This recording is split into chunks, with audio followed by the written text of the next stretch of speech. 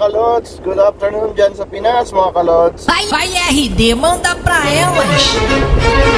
Kakatid lang natin kay ma'am. Ito po, pauwi na. Nag-lunch na ba tayo dyan mga kalods? Lunch time na pala dyan sa Pinas.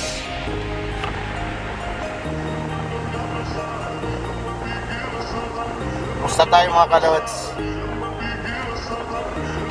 Kumusta yung ano natin?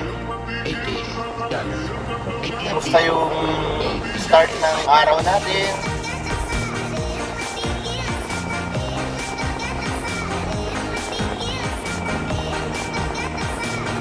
Sana po okay lang kayo mga kalods. Keep safe po palagi mga kalods. And God bless us all mga kalods.